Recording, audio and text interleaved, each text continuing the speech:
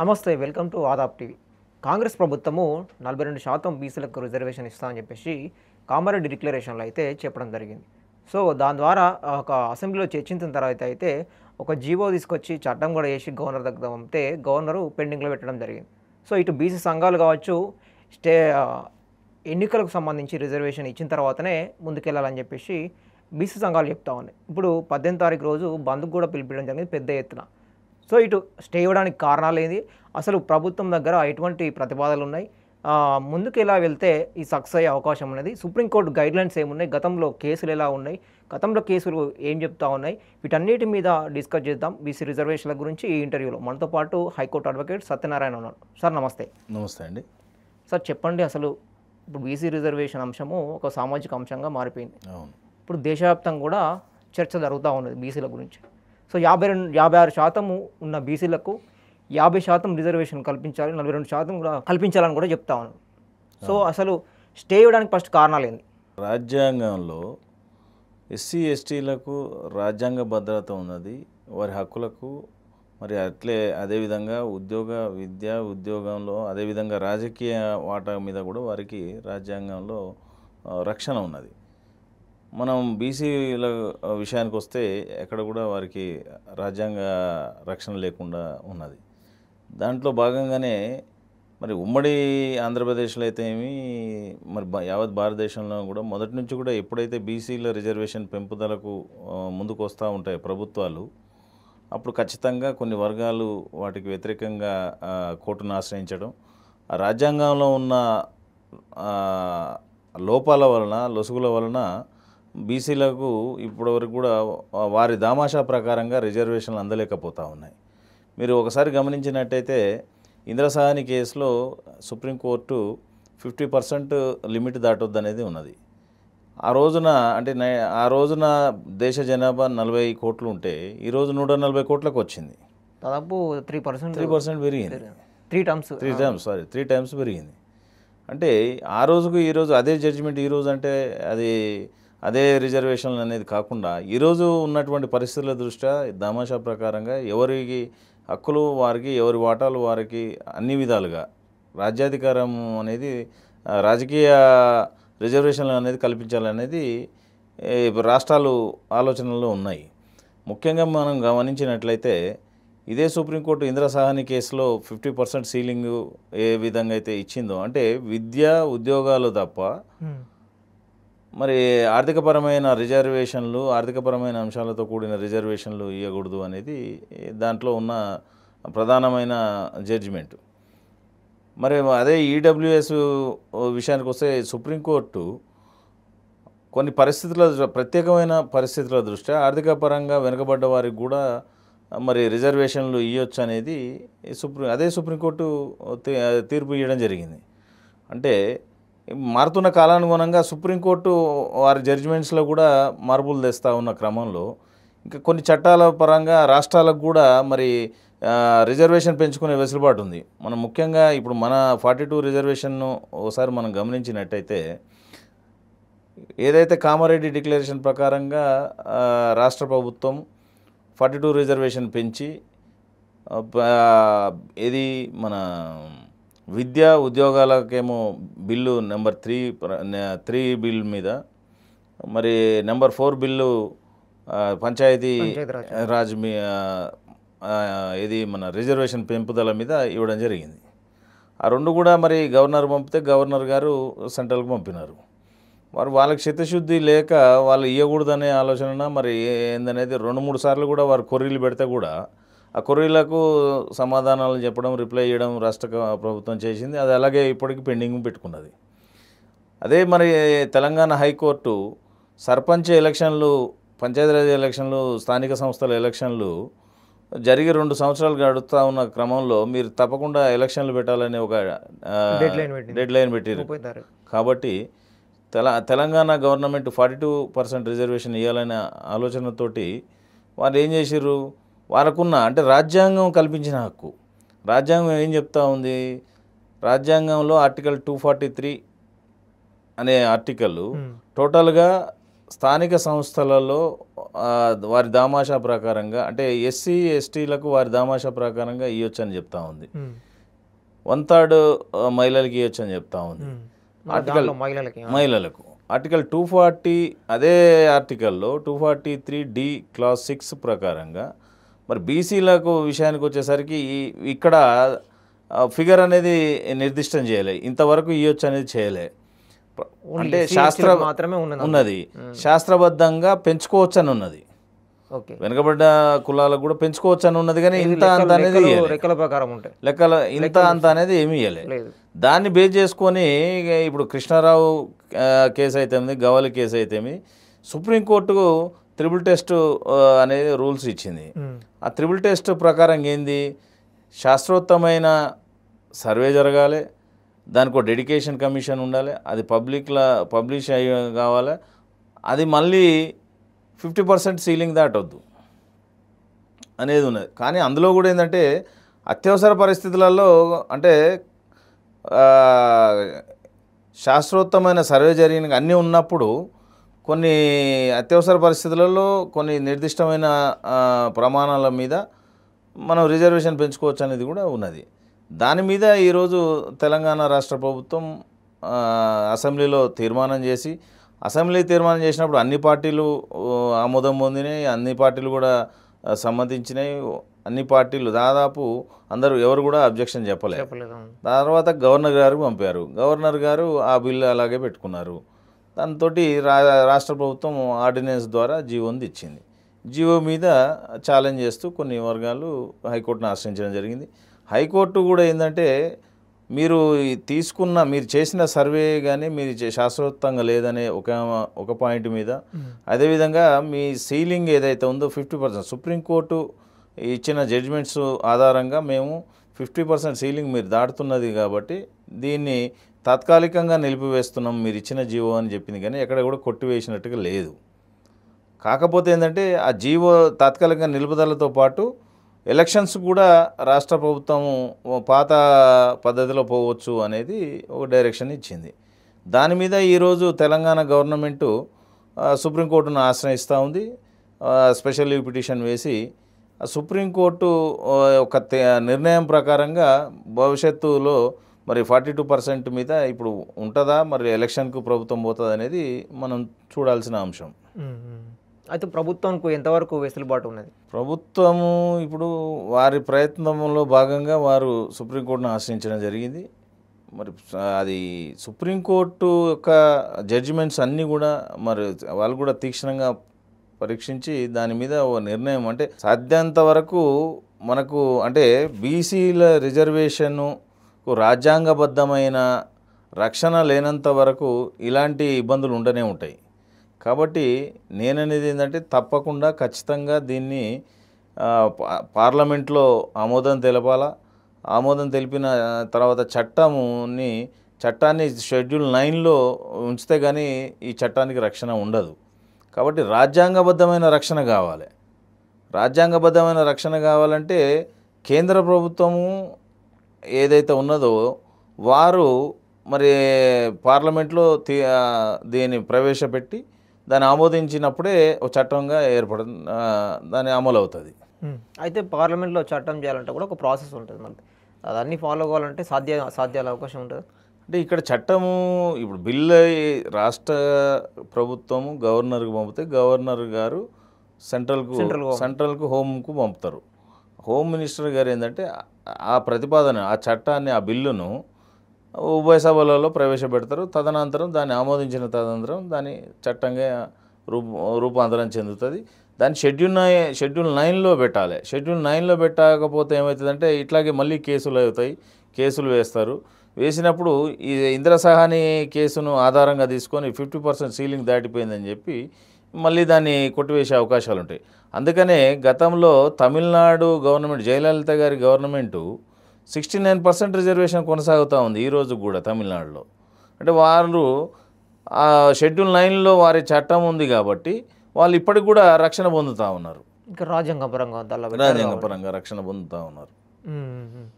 అయితే ఇక్కడ మీనింగ్ ఏంటంటే సుప్రీంకోర్టు గైడ్లైన్స్ ఇస్తే మనము పార్లమెంటు పాటించాల్సి ఉంటుందా, లేకపోతే పార్లమెంటు ఇచ్చిన గైడ్లైన్స్ ప్రకారం సుప్రీంకోర్టు ఎట్లా పాటిస్తారు? అంటే సుప్రీంకోర్టు గైడ్లైన్స్ ఇస్తే మనకి అల్టిమేట్గా రాజ్యాంగం ప్రకారం వెళ్తారు కాబట్టి. వాస్తవానికి రాజ్యాంగంలో ఎక్కడ కూడా 50% రిజర్వేషనే లిమిట్ అనేది లేదు, ఎక్కడ కూడా లేదు. కాకపోతే సుప్రీంకోర్టు అనేది గైడ్లైన్స్, సుప్రీంకోర్టు కొన్ని కేసులలో జడ్జిమెంట్స్ ఆధారంగా ల్యాండ్మార్క్ జడ్జిమెంట్స్, అంటే సుప్రీంకోర్టు ఇంద్రసాహని కేసులోనే ఆ కేసునే ల్యాండ్మార్క్గా తీసుకుంటారు. ఆ జడ్జిమెంట్స్లో ఏముందంటే ఖచ్చితంగా 50% అన్ని ఏ రిజర్వేషన్ అయినా 50% దాటొద్దు అనుకుంటూనే అందులో ఇంకొక అంశం కూడా ఉంది. అత్యవసర పరిస్థితులలో అంటే ఖచ్చితంగా అంటే శాస్త్రోత్తమైన మన డేటా చూపించాలి, ఎందుకు పెంచినామనే కారణాలు చూపించాలి. అలాంటి పరిస్థితులలో ఖచ్చితంగా పెంచుకునే అవకాశం అనేది కూడా రాసి సుప్రీంకోర్టు చెప్తుంది, అది అందులోనే రాసి ఉంది. కాకపోతే రాష్ట్ర ప్రభుత్వాలు దాన్ని ఇంప్లిమెంట్ చేయలేకపోతున్నాయి. దాదాపు ఇట్లా జీవోలు ఇచ్చి యాక్ట్లు చేసి జీవోలు ఇచ్చిన రాష్ట్రాలు దాదాపు 8 రాష్ట్రాల యొక్క రిజర్వేషన్ పెంచినాక కూడా వాటిని కొట్టేయడం జరిగింది సుప్రీంకోర్టు. ఇప్పుడు ప్రధానంగా ఉన్నది ఏంటంటే సెక్షన్ షెడ్యూల్ 9లో మన చట్టాన్ని ఉంచితేనే దానికి రాజ్యాంగపరమైన రక్షణ ఉంటుంది. అది పార్లమెంటు ఆమోదించిన తర్వాత. ముఖ్యంగా ఇంకోటి ఏంటంటే ఇక్కడ బీసీలలో 42% రిజర్వేషన్ను పెంచడానికి గల కారణాలు అనేది రాష్ట్ర ప్రభుత్వం చెప్పాలి, ఎందుకు పెంచుతున్నాము అనేది. ఇప్పుడు మనం ఒకసారి గమనించినట్లయితే 77 ఏళ్ళు 78 ఏళ్ళ స్వతంత్ర భారతదేశంలో ఈ రోజుకు కూడా బీసీలలో అట్టడుగున ఉన్న కులాలు ఉన్నాయి. ఎంబీసీలు అయితేమి, సంచార జాతులు అయితేమి. సంచార జాతులలో అంటే ఎస్సీ ఎస్టీ కన్నా ఇంకా దయనీయమైన పరిస్థితులలో మరి సంచార జాతులు బతుకుతూ ఉన్నాయి. ఈరోజు కూడా రాజ్యాంగపరమైన హక్కులు ఉన్నాయని వారికి తెలియదు. రాజకీయంగా వారికి ఈరోజు కూడా కనీసం ఒక వార్డు మెంబరు అయిన దాఖలాలు లేవు. ఎమ్మెల్యే మినిస్టర్ అనేది పక్కన పెడితే ఎంపీటీసీ కాదు, వార్డు మెంబర్ కూడా అయిన పరిస్థితి లేదు. మరి వారు ఇన్నేళ్ళ భారతదేశంలో మరి వాళ్ళకి అవకాశం రావాలంటే మరి రాజ్యాంగపరమైన రక్షణ కలవాలి, రక్షణ ఇవ్వాలి కదా. మరి వారికి కేటాయించాలంటే వర్గీకరణ కూడా జరగాలి. సబ్ కేటగిరీ అని చెప్పేసి డిమాండ్ వస్తూ ఉన్నది. సబ్ కేటగిరేషన్ జరిగినప్పుడే అన్ని వర్గాలకు, అంటే రాజ్యాంగం ఏం చెప్తుంది, సామాజిక న్యాయం సమానత్వం చెప్తున్న క్రమంలో ఖచ్చితంగా సబ్ కేటగిరేషన్ అంటే విద్యా ఉద్యోగాలలో సబ్ కేటగిరేషన్ ఏ విధంగా అయితే ఉన్నదో అదేవిధంగా పంచాయతీరాజు అయితే రాజకీయమైన కేటగిరేషన్ కూడా కావాలి. అప్పుడే మరి ఒక పాములైన కానీ, ఒక వంశరాజు కానీ, ఒక పూసలైన కానీ, ఒక వడ్రాయన కానీ, ఒక మేదరాయన కానీ, ఒక దుమ్మరాయన కానీ, ఒక పాముల అట్లాంటి కులాలు అంటే వారికి రాజ్యాంగం వారికి ఒక రాజకీయ అవకాశాలు కల్పించినట్టు అవుతుంది. అయితే గతంలో ఒక గవాలి కేసు కూడా మనకి కీలకంగా మనకి ఇక్కడ కనపడుతూ ఉంది. అసలు ఆ కేసు సంబంధించి వివరాలు ఏంటి? అసలు అంటే త్రిబుల్ టెస్ట్ అంటే మహారాష్ట్రలో కూడా ఎలక్షన్స్ జరిగినాయి. జీవోలు ఇచ్చి ఇట్లనే కమిషన్ వేసి జీవోలు ఇచ్చేసి ప్రభుత్వం వేసిన తర్వాత ఎలక్షన్ జరిగినాయి. అక్కడ కూడా ఏమైందంటే శాస్త్రోత్తమైన డేటా లేదని, అదేవిధంగా 50% సీలింగ్ దాటడానికి కోర్టును వాళ్ళు సంతృప్తి పరచలేకపోయారు.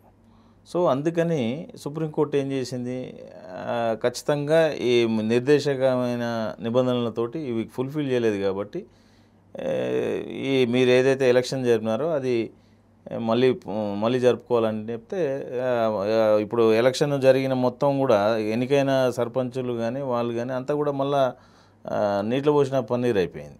మళ్ళీ ఎలక్షన్స్ జరుపుకోవాల్సిన పరిస్థితి ఏర్పడ్డది. అయితే ప్రభుత్వం ఇప్పుడు హైకోర్టు కూడా చెప్తా ఉంది ఎన్నికలకు వెళ్ళొచ్చు అని చెప్పేసి పాత ప్రకారం. కానీ బీసీ సంఘాలు ఏమంటున్నాయంటే రిజర్వేషన్ కల్పించిన తర్వాత అని చెప్తున్నాయి. ఇక్కడ ఎన్నికల కమిషన్ కూడా ఒక కన్ఫ్యూజన్లో పడ్డట్టుగా అనిపిస్తూ ఉంది.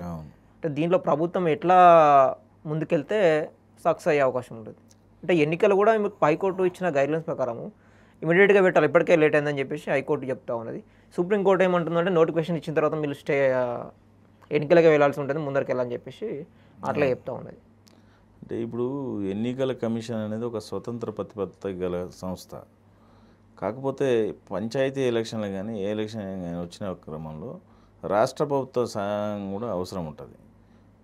వారి సహాయ సహకారాలతో ఎన్నికలకు ముందుకు పోవాలి, అదొక భాగం. ముఖ్యంగా ఏంటంటే ఇప్పుడు ఉన్న పరిస్థితులలో రాష్ట్ర ప్రభుత్వము సుప్రీంకోర్టు అప్రోచ్ అవుతున్న క్రమంలో నాకు తెలిసినంత వరకు కూడా ఎన్నికల కమిషన్ కూడా 1-2 రోజుల్లో తేలిపోతుంది, ఏం జరుగుతుంది అనేది తేలిపోతుంది.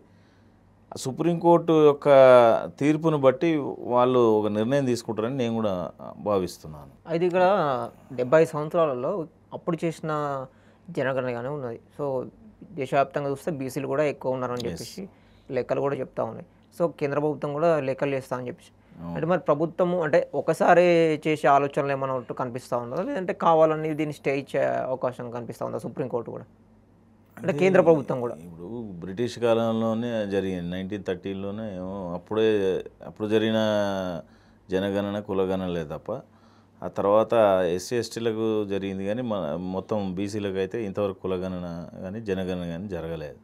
రీసెంట్గా తెలంగాణ ప్రభుత్వం సకుటుంబ సర్వే ఏదైతే చేసిందో ఆ డేటానే తప్ప వేరే డేటా లేదు. ఆ డేటా కూడా ఏంటంటే శాశ్వతంగా జరిగిందనేది రాష్ట్ర ప్రభుత్వం చెప్తా ఉంది. మీరు జరిగిన డేటా కరెక్ట్గా లేదు, ఓ పద్ధతిలో జరగలేదనేది కోర్టు యొక్క భావన. అందుకనే స్టే విధించడం జరిగింది.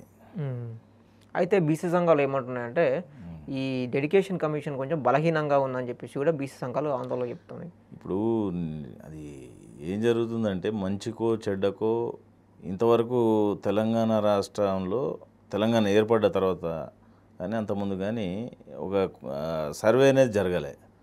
ఇంకోటి బీసీలకు రిజర్వేషన్ ఇవ్వాలనే ఒక ఆలోచనతోటి రాష్ట్ర ప్రభుత్వం ముందుకు వచ్చింది. ఈ కమిషన్ ఓపెన్గా హైకోర్టు ఆర్డర్ తోటే డెడికేషన్ కమిషన్ ఏర్పాటు చేయడం జరిగింది. వాళ్ళు ఓపెన్గా వాళ్ళు పేపర్ పబ్లికేషన్లు ఇచ్చారు. అబ్జెక్షన్స్ ఉన్నా మీ రిప్రజెంటేషన్ అయినా బహిరంగంగా మాకు ఇవ్వచ్చు అని చెప్పి వాళ్ళు నోటిఫికేషన్స్ ఇచ్చారు. సో ఐ థింక్ నాకున్న పరిజ్ఞానంలో అంత క్లియర్గానే ఉంది. కాకపోతే ఏంటంటే వారి వాదన వారిది, ఎవరి వాదన వారిది. కాంగ్రెస్ ప్రభుత్వం కూడా ఏమంటుంది, ఎన్నికలు రిజర్వేషన్ ఇచ్చాకే ఎన్నికలు పోతామని అంటుంది. అది చూడాలి. ఇప్పుడు ఉన్న చిత్తశుద్ధితోనే ఉన్నట్టు కాంగ్రెస్ ప్రభుత్వం చెప్తా ఉంది. అదే ఇప్పుడు వాళ్ళు చిత్తశుద్ధితో ఉన్నామని వాళ్ళు అంటున్నారు, మోసపూరితంగా చేస్తుందని ప్రతిపక్షాలు అంటున్నాయి. నిజానికి ఏంటంటే కొంతలో కొంత వర్కౌట్ చేసిందనేది మా భావన. రాష్ట్ర ప్రభుత్వం చిత్తశుద్ధితోటి ఉందా అనేది దానికి నిదర్శనమే కదా ఇదంతా. ఇప్పుడు సర్వే చేయడం కానీ డెడికేషన్ కమిషన్ వేయడమే కానీ ఇవన్నీ కూడా అంటే నాకు తెలిసినంత వరకు దాదాపు 1,00,000 వాలంటీర్లతోటి సర్వే చేయించారు. అంటే ఆల్మోస్ట్ 97.9 వరకు అంటే 97% జనాభా పాల్గొన్నారనేది అంచనా. సో అంత పెద్ద నిష్పత్తిలో పాల్గొన్నప్పుడు డేటా అనేది క్లియర్ కట్గా సర్వే జరిగినట్టే కదా. సో మన నెక్స్ట్ అక్కడ సుప్రీంకోర్టు దగ్గరికి ప్రభుత్వం వెళ్తే ఇప్పుడు వాదనలు ఉన్నాయి కాబట్టి అదే సుప్రీంకోర్టులో స్పెషల్ పిటిషన్ వేస్తానికి రాష్ట్ర ప్రభుత్వం అప్రోచ్ అయ్యింది. ఆల్రెడీ అక్కడ సీనియర్ కౌన్సిల్గా మన అభిషేక్ సింఘి గారు ఉన్నారు. వారు సుదీర్ఘ అనుభవం, రాజ్యాంగం పట్ల సుదీర్ఘ అనుభవం ఉన్న అడ్వకేటు, సీనియర్ అడ్వకేటు. అదేవిధంగా మన తెలంగాణ కూడా రాజ్యసభ ఎంపీగా వారు ఉన్నారు. వారి వాదనలతోటి మరి సుప్రీంకోర్టు ఏకీభవిస్తే ఇదొక చారిత్రాత్మకమైన జడ్జిమెంట్ అవుతుంది. లేదు అనంటే మరొకసారి బీసీలకు కొంత అన్యాయం జరిగినట్టుగానే మనం భావించవచ్చు. సో సుప్రీంకోర్టులో కూడా అదే సుప్రీంకోర్టు చెప్పిన గతంలో చూసిన కేసులు కూడా ఏ కేసులో అయినా కూడా 50% దాటద్దని కూడా ఉన్నది. అవును అవును. సో మరి వీటన్నిటిని బేస్ చేసుకొని చూస్తే అసలు ఎంత శాతం వరకు సాధ్యమయ్యే అవకాశం ఉన్నది? అంటే అదే నేను చెప్పేది ఏంటంటే ఇప్పుడు 50% దాటొద్దని సుప్రీంకోర్టు గైడ్ లైన్స్ ఉన్నాయి, సుప్రీంకోర్టు జడ్జిమెంట్స్ ఉన్నాయి. కొన్ని కేసులలో ఎక్స్ట్రాడినరీ సర్కమ్స్టాన్సెస్లో అంటే అసాధారణ పరిస్థితులలో మీరు దీన్ని పెంచుకోవచ్చు అనేది కూడా ఉన్నది. అదే సుప్రీంకోర్టు చెప్పింది. దానికి నిదర్శనమే ఈడబ్ల్యూఎస్లో 10%. ఇప్పుడు 50+10 60% రిజర్వేషన్ కల్పిస్తూ ఉంది అదే సుప్రీంకోర్టు. ఇప్పుడు ఆ లిమిట్ లేనట్టే కదా. ఇప్పుడు వన్స్ ఒకసారి 50+10 60% రిజర్వేషను ఇస్తున్నప్పుడు ఇక 50% సీలింగ్ లేనట్టే అది. కాబట్టి సుప్రీంకోర్టు కూడా ఆలోచిస్తుంది అనేది నా ఆలోచన, నా భావన. ఓకే. అయితే ఇప్పుడు రాజ్యాంగ రక్షణ కావాలంటే షెడ్యూల్ 9లో పెట్టాలన్నారు. రాజ్యాంగ రక్షణ సవరణ చేయాల్సిందేనా? సవరణ చేస్తే రాజ్యాంగ దానికి సవరణ చేయాలి. ఆమోదం వచ్చే అవకాశం ఎక్కువ ఉంటుంది. రాజ్యాంగ సవరణ చేయాలి, షెడ్యూల్ 9లో పెట్టాలి. చేసిన తర్వాత చట్టం అయిన తర్వాత షెడ్యూల్ 9లో పెట్టాలి. షెడ్యూల్ 9లో పెడితేనే ఈ చట్టానికి రక్షణ, రాజ్యాంగపరమైన రక్షణ. సో మరి ఇది గతంలో ఇచ్చిన రిజర్వేషన్ ప్రకారం కొన్ని నడుస్తూ ఉన్నాయి కాబట్టి ఇప్పుడు పెంచితే ఒకవేళ నేషనల్ వేరే రాష్ట్రాలు కూడా అవరికి అవకాశం ఉంటుంది కాబట్టి ప్రభుత్వం, కేంద్ర ప్రభుత్వం కావచ్చు, ఇటు సుప్రీంకోర్టు కావచ్చు, రాజ్యాంగం పరంగా కావచ్చు, అట్లా ఎట్లా ఉంటుంది మరి? అంటే సుప్రీంకోర్టు రిజర్వేషన్లు పెంచొద్దని అనదు, పెంచమని అనదు. సుప్రీంకోర్టు అనేది రాజ్యాంగ పరిరక్షణ కోసం ఏర్పడ్డటువంటి ప్రత్యేకమైన విభాగం. అది భారతదేశంలో 4 అదొక విభాగం, మూల స్తంభాలలో. ఇప్పుడు ఏదున్నా శాసనాలు చేసేది మన ఇది లోక్సభలు, రాజ్యసభలు, రాష్ట్రానికి వస్తే శాసనసభలు, అంటే చట్టాలు చేసేది. సభలు ఇవన్నీ చట్టం రాష్ట్రం పరిధిలో అయితే రాష్ట్రాలు చేస్తాయి, కేంద్ర పరిధిలో అయితే సెంట్రల్ గవర్నమెంట్ చేస్తుంది. ఆ చేసిన చట్టాలు మరి వాటిలో రాజ్యాంగబద్ధంగా చేయడం జరిగిందా, ఎంతవరకు జెన్యూనిటీ ఉందనేది చూసేదే జ్యుడిషియరీ, న్యాయస్థానాలు. కాబట్టి వాటిని రాజ్యాంగాన్ని పరిరక్షణ కోసం ఏర్పాటు చేయబడిందే జ్యుడిషియరీ. సో వారు వద్దని చెప్పరు, చేసుకోండి అని చెప్పదు. ఏం చేసినా వీళ్ళు అంటే ఇప్పుడు రాష్ట్రాలుగా కూడా ఏంటంటే రాష్ట్ర ప్రభుత్వాలు కూడా ప్రజలకు ఎప్పటికప్పుడు ఏమో మారుతున్న కాలానుగుణంగా వారి ప్రజలకు అవసరాల దృష్ట్యా చట్టాలు కూడా మారుతుంటాయి. మరి చేస్తుండాలి, చట్టాలు కూడా చేస్తుండాలి, వారికి న్యాయం చేసే పరిధిలో పోవాలి. ఆ విధంగా పోతేనే ఎప్పుడు అదే జడ్జిమెంట్. ఇప్పుడు 30 ఏళ్ళ కిందది ఇప్పుడు అలాగే ఉండాలంటే కుదరదు కదా. మారాలి, నేషనల్ ఇష్యూ కావాలి. ప్రతి భారతదేశంలో పుట్టిన ప్రతి ఒక్క అట్టడుగున ఉన్న ప్రతి ఒక్క బిడ్డకు న్యాయం జరగాలి. అట్టడుగున ఉన్న ప్రతి ఒక్క బిడ్డకు కూడా రాజకీయపరమైన అవకాశం రావాలి. ఎందుకు రాకూడదు, ఎందుకు కాకూడదు, కావాలి. సో చాలామంది మనం గతంలో కూడా వచ్చాం, రాజ్యాంగం గురించి కూడా రాజ్యాంగంలో కూడా సవరణలు చేయాల్సిన అవసరం ఉంది, చాలా తప్పు, అంటే సవరణలు కూడా సరిపోతలేవు అని చెప్పేసి ఇప్పటికున్న కాలానుగుణం కూడా చేయాలని చెప్పి ఎంతవరకు రాజ్యాంగాన్ని సరి చేసుకుంటే మనకు ఇప్పుడున్న కాలానికి పనికి వస్తుంది అని చెప్పేసి చాలామంది చెప్తా ఉన్నారు. ఎంతవరకు పనికి వస్తుంది? అదే ఇప్పుడు నేననేది అదే. ఇప్పటికీ మనకు గత 79 సంవత్సరాలు 50 సంవత్సరాల పై చిలుకు రాజ్యాంగం ఏర్పడ్డది. అంటే ఆల్మోస్ట్ 1915లో రాజ్యాంగం అమల్లోకి వచ్చినప్పటి నుంచి అప్పటి నుంచి కూడా ఈ రోజు వరకు ఎన్నో సవరణలు జరిగినాయి మారుతున్న కాలాన్ని దృష్ట్యా. మరి ఇప్పుడు దీన్ని కూడా చేయొచ్చు, తప్పే ఉంది. ఇప్పుడు ఈడబ్ల్యూఎస్ విషయంలో మీరు రాజ్యాంగ సవరణ చేసే మీరు రిజర్వేషన్ కల్పించినప్పుడు మరి బీసీలకు ఎందుకు కల్పించారు? బీసీల మీద నిజంగా కూడా కేంద్ర ప్రభుత్వానికి చిత్తశుద్ధి ఉంటే, నిజంగా కూడా కేంద్ర ప్రభుత్వానికి బీసీలకు న్యాయం చేయాలని ఉంటే తప్పకుండా రాజ్యాంగ సవరణ చేయాలా. అంతవరకు అవసరం లేదు. ఇప్పుడు అదే రాజ్యాంగ సవరణ చేస్తే భారతదేశం అంతా దాని యొక్క ఇంపాక్ట్ ఉంటుంది, భారతదేశం అంతా అమలు అవుతుంది.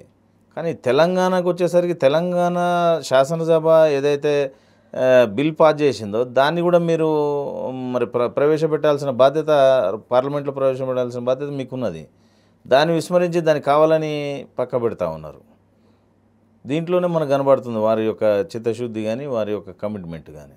అది ఇక్కడ మనకి స్థానిక సంస్థల ఎన్నికలు కాబట్టి ఇది రిజర్వేషన్ సంబంధించి ఇక్కడ సుప్రీంకోర్టు కూడా పంచాయతీరాజ్ చట్టాన్ని పరిగణలోకి తీసుకుంటుందా, లేకపోతే ఓన్లీ గైడ్లైన్స్, సుప్రీంకోర్టు గైడ్లైన్స్ ఇటు రాజ్యాంగాన్ని పరిగణలోకి తీసుకుంటుంది? అంటే ఇప్పుడు అన్నీ చూస్తుంది సుప్రీంకోర్టు, అన్ని.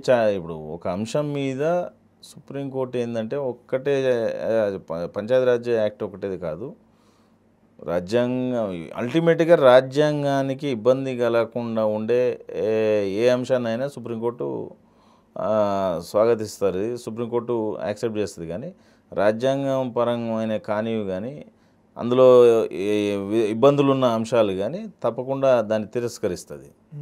కాబట్టి దాన్ని మనం కోర్టును ఏదైనా శాసనం కావాలా, శాసనం అయినప్పుడే దాన్ని యాక్సెప్ట్ చేస్తారు. చేయాలంటే పార్లమెంటు ఇప్పుడు ఏది చట్టం చేయాలన్నా నేషనల్ భారతదేశంలో ఉన్నటువంటి శాసనసభకు మరి రాజ్యసభకే ఆ వెసులుబాటు ఉంది. ఇప్పుడు అంటే ఆ విధమైన రాజ్యాంగం వాళ్ళకు కల్పించింది, అధికారాన్ని కల్పించింది. వారు చేయాల్సింది కూడా చేయకపోతే ఎట్లా? సో మరి ఇక్కడ బీసీది రిజర్వేషన్ సంబంధించి కాబట్టి ఎస్సీ ఎస్టీలకు సంబంధించి ఏముంది దానిలో రాజ్యాంగంలో? వాళ్ళకి రిజర్వేషన్ ఇవ్వాలని ఉందా, లేకపోతే ఓన్లీ రిజర్వేషన్ వాళ్ళకు దామాషా ప్రకారంగా వారి జనాభా పరంగా వాళ్ళకు రిజర్వేషన్ కల్పించాలని ఉంది. వాళ్ళ దామాషా ప్రకారం వాళ్ళ జనాభా ఎంత ఉందో వాళ్ళకి అంత రిజర్వేషన్లు వస్తూ ఉన్నాయి, కల్పిస్తూ ఉన్నారు. అంటే ఓవరాల్గా రిజర్వేషన్ అని వాళ్ళ వరకే ఉంది, వాళ్ళ వరకే ఉంది. వాళ్ళకి రాజ్యాంగపరమైన ఎటువంటిది లేదు, రాజ్యాంగపరమైన రక్షణ వారికి ఉన్నది ఎస్సీ ఎస్టీకి. బీసీలకు వచ్చేసరికి ఎక్కడ కూడా రాజ్యాంగపరమైన రక్షణ లేవు. అందుకే కదా ఇప్పుడు ఎప్పుడు బీసీలకు ఏ రాష్ట్రం పెంచాలనుకున్నా కొన్ని వర్గాలు ఈ రాజ్యాంగంలో ఉన్న లోపాలతో అనను కానీ లొసుగులతోటి వాళ్ళు దాన్ని కోర్టులను ఆశ్రయించడం జరుగుతూ ఉంది. ఆ కోర్టులు రాజ్యాంగంలో లేదు కాబట్టి, లిమిట్ ఉంది కాబట్టి మీకు పెంచడానికి లేదని చెప్పి కొట్టేయడం జరుగుతూ ఉంది. అందుకనే ప్రధానంగా అందుకనే రాజ్యాంగ సవరణ జరగాలి. షెడ్యూల్ 9లో ఏమన్నా షెడ్యూల్ 9లో చట్టాలను మనం ఉంచితేనే రక్షణ ఉంటుంది. అందుకే గతంలో కూడా ప్రభుత్వాలు రాజ్యాంగ సవరణ కోసం అన్నప్పుడు అంటే ఇప్పుడు ఎప్పుడు సాధ్యమవుతుంది ఇదంతా అంటే రాష్ట్రాలు అదేవిధంగా కేంద్రం ఇద్దరు ఆమోదిస్తేనే, ఇద్దరు అనుకుంటేనే జరుగుతుంది. ఇప్పుడు మనకి ఇక్కడ రాష్ట్ర ప్రభుత్వం బిల్లు పంపింది, 2 బిల్లు పంపితే ఆడ అట్లనే పక్క పెట్టిరి. ఇంక ఏడ పాస్ అవుతుంది ఆ బిల్లు? పార్లమెంట్లో ప్రవేశపెట్టేది ఎప్పుడు? అది పాస్ అయ్యేది దాదాపు 6 నెలలు 7 నెలలు అయిపోయాయి. ఇంకెప్పుడు అవుతుంది అది? సో ఇప్పుడు అయ్యేటట్లేదు, వాళ్ళకి ఇంట్రెస్ట్ లేదు. వాళ్ళకు బీసీలకు న్యాయం చేయాలనేది ఉంటే ఖచ్చితంగా చేస్తాయి. ఓకే, ఎవరు చేస్తేంది మా పార్టీ మీ పార్టీ అనకుండా బీసీలకు న్యాయం చేయాలనే ఆలోచన వాళ్ళకు ఉండాలి.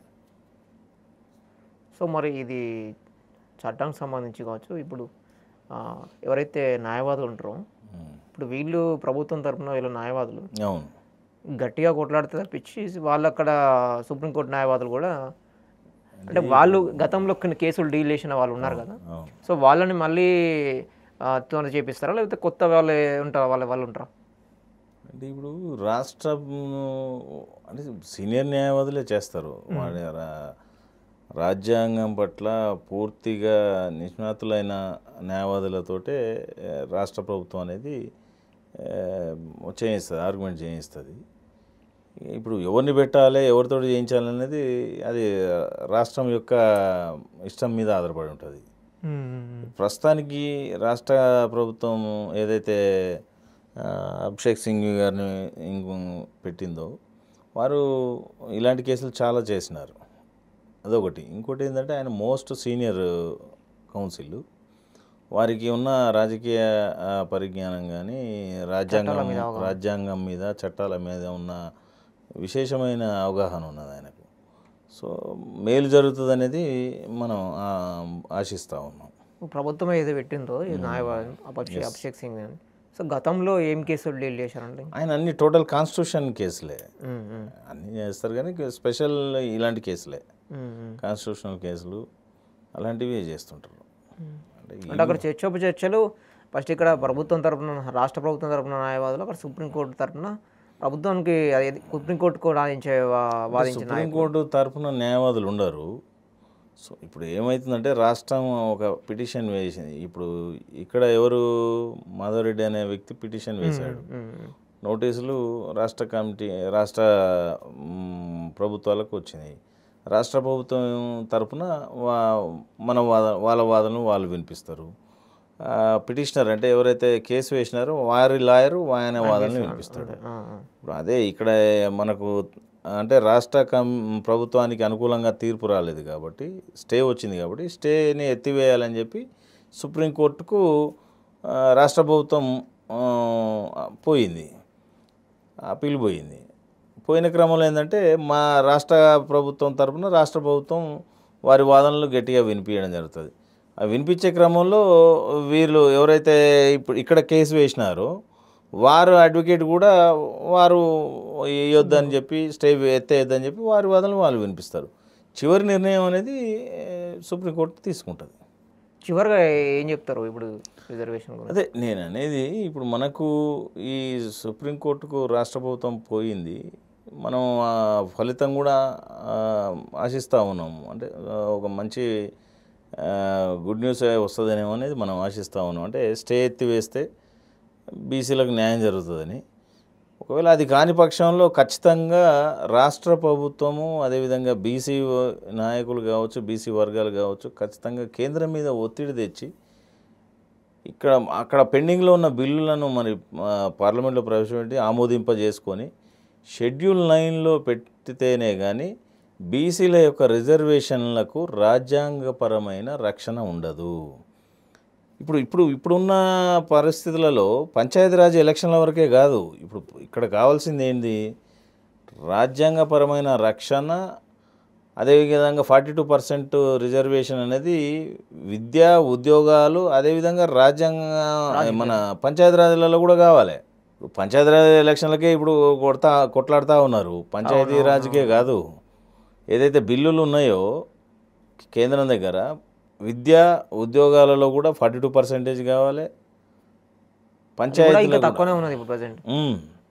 పంచాయతీ దానికి కూడా అమలు చేస్తేనే ఇప్పుడు పూర్తి న్యాయం అయిపోతుంది అంటారు మీరు. అవును, అమలు చేస్తేనే పూర్తిగా న్యాయం జరుగుతుంది. అవునవును, కరెక్ట్.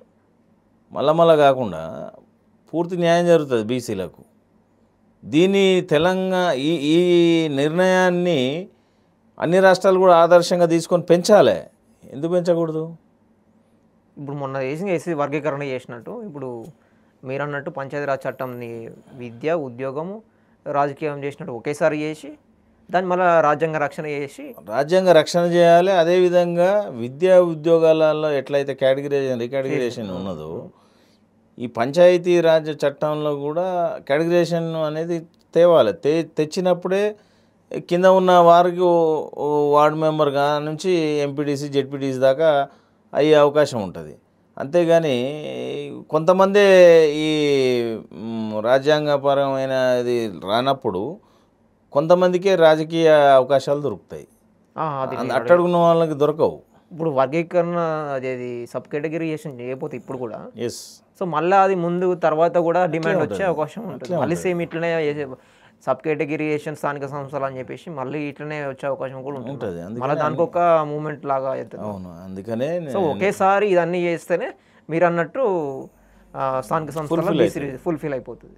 అందుకనే మనం అనేది కూడా ఎస్సీ వాళ్ళు ఎట్లయితే ఇప్పుడు రిజర్వేషన్ ఈ రోజు అయిన తర్వాత వర్గీకరణ మొన్న చేశారు, ఎస్సీ వర్గీకరణ సబ్ కేటగిరీషన్. అవును, సో అట్లా ఇప్పుడు బీసీలో కూడా రిజర్వేషన్ కాకుండా సబ్ కేటగిరీషన్ ఒకేసారి చేసేస్తే అయిపోతుంది. సబ్ కేటగిరీషన్ చేసినప్పుడు సబ్ కేటగిరైజేషన్తో కూడిన ఏ విధంగా అయితే ఎడ్యుకేషన్ అండ్ ఎంప్లాయ్మెంట్ పొలిటికల్ కూడా ఇచ్చినప్పుడే పూర్తి న్యాయం జరుగుతుంది, సామాజిక న్యాయం జరుగుతుంది, సమానం ఒకసారి వచ్చేస్తుంది అట్లా. సో ఇప్పుడు మళ్ళీ ఏదైతే ఈ ఆమోదం జరిపినా కూడా కొంతవరకే దీన్ని కొంతమంది వరకే ఉపయోగపడే అవకాశం ఉంటుంది. మళ్ళీ అట్లే ఉండిపోతుంది మళ్ళీ ఇప్పుడు ముందు కూడా అయితే తెలియదు ఇక అట్లా. సో తర్వాత మళ్ళీ వీళ్ళు సబ్ కేటగరైజేషన్ కావాలని చెప్పి అడిగినప్పుడే మళ్ళీ దాన్ని మళ్ళీ డిమాండ్ మళ్ళీ ఇట్లా చర్చలు జీవో తీసుకురావడం అట్లా ఏం చేస్తే మళ్ళీ ముందుకు పోతుంది. అవునవును, అట్లా.